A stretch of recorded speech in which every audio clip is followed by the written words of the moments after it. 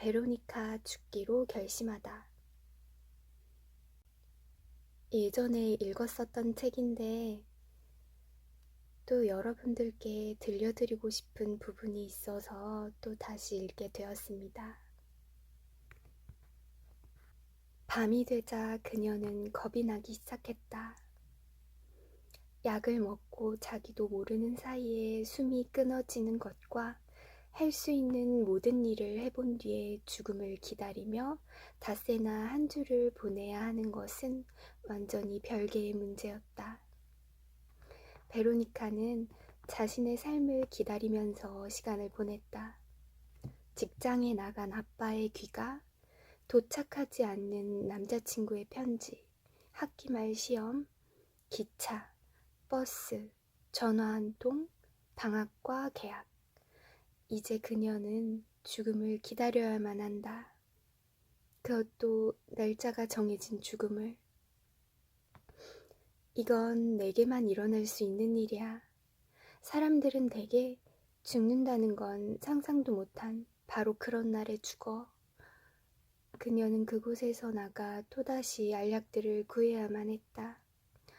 그럴 수 없다면 류블리아냐의 한 건물 꼭대기에서 몸을 던지는 것 외에는 다른 해결책이 없다면 좋아, 그렇게라도 할 테야. 그녀는 부모에게 필요 이상의 고통은 주고 싶지 않았다. 하지만 이제는 선택의 여지가 없었다. 그녀는 주위를 살펴보았다. 비어있는 침대는 단 하나도 없었고 환자들은 다들 자고 있었다. 시끄럽게 코를 고는 사람들도 있었다. 창문에는 창살이 쳐져 있었다. 공동 침실 끝에 켜져 있는 자그마한 등이 방을 이상한 그림자들로 가득 채우고 있었다. 환자들이 지속적으로 감시당하고 있다는 뜻이리라. 한 여자가 그 불빛에 가까이 앉아 책을 읽고 있었다. 여기 간호사들은 교양이 아주 풍부할 거야. 늘상 저렇게 책만 읽으니까. 베로니카의 침대가 문에서 가장 멀리 있었고 베로니카와 그 여자 사이에는 20개가량의 침대들이 놓여 있었다. 베로니카는 힘들게 몸을 일으켰다. 의사의 말을 곧이곧대로 믿는다면 그녀는 거의 3주 동안 누워지는 셈이었다. 간호사가 고개를 들어 링거병을 들고 다가오는 그녀를 쳐다보았다. 화장실에 가고 싶어요. 다른 미친 여자들을 깨울까봐 겁이 나 그녀가 솔궁거렸다. 무심한 몸짓으로 여자는 문 쪽을 가리켰다. 탈출구를, 문을, 그 장소를 벗어날 방법을 찾아 베로니카는 재빨리 머리를 굴렸다. 내가 아직 너무 허약해서 아무 짓도 못할 거라고 믿고 있을 때 빨리 해치워야 해. 그녀는 주위를 자세히 살폈다. 화장실은 침실 옆에 바로 붙어있는 작은 칸막이 공간이었다. 문도 따로 달려있지 않았다. 그곳에서 나가는 방법은 간호사를 덮쳐 열쇠를 빼앗는 길뿐이었다. 하지만 그러기에는 그녀의 몸이 너무 약했다. 여긴 감옥인가요? 책을 읽다 말고 자신의 움직임 하나하나를 시선으로 쫓고 있던 간호사에게 베로니카가 물었다. 아니요, 여긴 정신병원이에요. 난 미치지 않았어요. 간호사가 웃었다. 여기선 다들 그렇게 말해요. 좋아요. 그럼 난 미쳤어요. 그런데 미쳤다는 게 도대체 뭐죠? 간호사는 베로니카에게 너무 오래 서 있으면 안 된다고 타이르고는 침대로 돌아가라고 명령했다. 미쳤다는 게 도대체 뭐죠? 베로니카가 다시 물었다. 내일 의사 선생님께 물어보세요. 자, 이제 그만 자러 가요. 안 그러면 나도 그러고 싶진 않지만 당신에게 진정제를 주사할 수밖에 없어요. 베로니카는 그녀의 말에 따랐다. 침대로 돌아오는데 한 침대에서 누군가 솔곤거렸다. 미쳤다는 게 뭔지 몰라? 순간 그녀는 대답하지 않는 편이 낫겠다고 생각했다.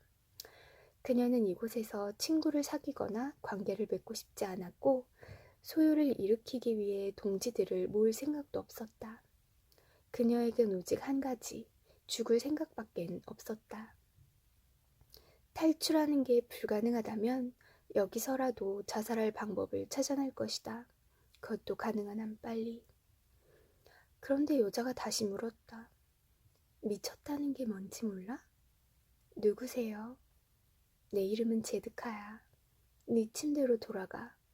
저 여자가 네가 잠이 들었다고 믿을 때까지 기다렸다가 바닥을 살살 기어서 다시 나한테로 와. 베로니카는 자기 침대로 되돌아가서 간호사가 다시 책에 빠져들기를 기다렸다. 미쳤다는 게 뭐지?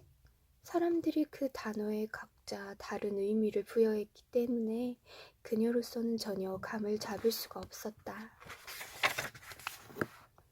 예를 들어 기록을 깨고 싶어 안다라는 운동선수들을 미쳤다고도 하고 정상적인 사람들과는 반대로 불안정한 생활을 하는 예술가들을 두고도 미쳤다고 했다. 게다가 베로니카는 한겨울에 거의 벌거벗은 채로 류블리아냐의 거리를 활보하거나 가방과 넉마로 가득한 슈퍼마켓용 수레를 밀고 다니면서 세상의 종말을 예언하는 사람들도 본 적이 있었다. 그녀는 잠이 오지 않았다. 의사의 말대로라면 그녀는 거의 한 주 내내 잔 셈이었다.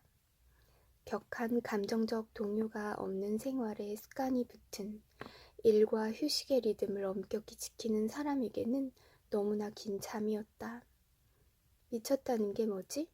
아마 미친 사람에게 직접 물어보는 편이 나을지도 몰라. 베로니카는 팔에서 주삿바늘을 뺀 다음 치밀어 오르는 구역질을 애써 참으며 몸을 웅크린 채 제드카에게로 기어갔다. 그녀는 이 지독한 구역질이 약해진 심장 탓인지 아니면 모처럼 힘든 동작을 취해서인지 알 순 없었다. 난 미쳤다는 게 뭔지 몰라요. 하지만 나는 미치지 않았어요. 그저 낙심해 자살을 기도했을 뿐이에요. 베로니카가 속삭였다. 미친 사람이란 자기 세계 속에서 사는 사람이야. 정신분열증 환자, 성격 이상자, 편집광처럼 말이야. 다시 말해 무사람들과는 다른 사람들이지. 당신처럼요. 하지만 시간도 공간도 없고 그 둘만의 결함만 있다고 믿었던 아인슈타인 또는 대양 저 너머에 절벽이 아니라 다른 대륙이 있다고 확신했던 콜럼버스 또는 인간이 에베레스트 정상에 오를 수 있다고 장담했던 에드먼드 힐러리 또는 독창적인 음악을 창조해냈고 다른 시대 사람들처럼 옷을 입고 다녔던 비틀즈. 아마 너도 이미 그들에 대한 이야기들은 들은 적이 있을 거야. 이 모든 사람들 그리고 다른 수많은 사람들 역시 그들 자신의 세계 속에서 살았어. 베로니카의 질문을 못 들은 척하며 제드카가 계속 말했다. 이 미친 여자가 제법 분별 있는 말을 하네? 베로니카는 예수나 성모 마리아와 대화를 나누었다고 주장했던 성인들에 대해 엄마가 해준 이야기들을 떠올렸다. 그들 역시 자신의 세계 속에서 살았던 것일까? 영하 5도가 넘는 날씨에 등이 깊게 팬 붉은 야외복을 입고 초점을 잃은 흐릿한 눈을 한 채 류블리아냐의 거리를 헤매는 한 여자를 본 적이 있지. 술에 취했구나 싶어서 도와주려고 했지만 그 여자는 내 외투를 거절했어. 아마도 그녀의 세계가 여름이었거나 그녀의 몸이 그녀를 기다리는 누군가에 대한 욕망으로 뜨거워져 있었을 거야. 그 누군가 그녀의 망상 속에서만 존재한다 하더라도 그녀는 자신이 느끼는 대로 살고 죽을 권리가 있는 거야. 안 그래? 베로니카는 무슨 말을 해야 할지 몰랐다. 하지만 그 미친 여자의 말에는 나름대로 의미가 있었다. 혹시 알아? 이 여자가 반쯤 벌거벗은 채로 류블리아냐의 거리를 헤매던 바로 그 여자일지. 제드카가 다시 말을 이었다. 내가 이야기를 하나 해주지. 한 왕국을 무너뜨리려고 마음먹은 마법사가 있었어. 그는 그 왕국의 백성 모두가 물을 길어먹는 우물에 묘약을 풀었어. 그 물을 마시는 사람은 누구나 미쳐버리는 묘약 말이야. 이튿날 아침 물을 마신 백성들이 모두 미쳐버렸어. 왕만 빼놓고 말이지. 왕과 그 가족을 위한 우물은 따로 있어서 마법사도 접근할 수가 없었거든. 불안해진 왕은 백성들을 통제하기 위해 안전과 공중위생에 관한 일련의 조치들을 내렸어. 그런데 관리들과 경찰들도 이미 독이 든 물을 마신 상태였어. 왕의 조치가 말도 안 되는 소리라고 생각한 그들은 따르지 않기로 결정했지. 왕의 칙령을 접한 백성들은 왕이 완전히 미쳐버렸다고 확신했어. 그래서 모두들 궁궐로 몰려가서 함성을 지르며 왕에게 물러날 것을 요구했지. 절망에 빠진 왕은 왕위를 떠날 준비를 했어. 그런데 왕비가 말렸지. 우리도 우물로 가서 그 물을 마셔요. 그러면 우리도 그들과 똑같아질 거예요. 왕비가 이렇게 제안을 했어. 그래서 왕과 왕비는 독이 든 물을 마셨고 이내 정신 나간 말을 하기 시작했지. 그러자 백성들은 마음을 돌렸어. 그처럼 크나큰 지혜를 보여준 왕을 무엇 때문에 쫓아내겠어. 그 왕국엔 다시 평화가 찾아왔어. 백성들이 이웃나라 백성들과는 전혀 딴판으로 행동하기는 했지만 말이야. 그리고 왕은 죽는 날까지 왕좌를 지킬 수 있었지. 베로니카가 웃으며 말했다. 당신은 미친 것 같지 않아요. 아니야, 난 미쳤어. 이제 낫기는 했지만 내 경우는 아주 간단하거든. 내 몸에 어떤 화학 물질을 주사하기만 하면 돼. 하지만 난 그 물질이 단지 내 만성적인 우울증만 해결해주면 좋겠어. 난 미친 여자로 남고 싶거든. 다른 사람들이 강요하는 방식이 아니라 내가 꿈꾸는 대로 내 삶을 살고 싶거든. 바깥에 빌레트의 담 너머에 뭐가 있는지 알아? 같은 우물물을 마신 사람들이요. 그래, 바로 그거야. 그들은 다른 사람들과 똑같은 짓거리를 하는 자신을 정상이라고 믿지. 나도 이제 그 우물물을 마신 척 할 거야. 제드카가 대답했다. 그래요. 나도 그걸 마셨어요. 그게 바로 내가 안고 있는 문제예요. 나는 절망스럽지 않았어요. 커다란 기쁨이나 슬픔에 오랫동안 휩쓸린 적도 없었어요. 다른 사람들이 안고 살아가는 문제와 조금도 다를 게 없어요. 제드카는 얼마 동안 말이 없었다.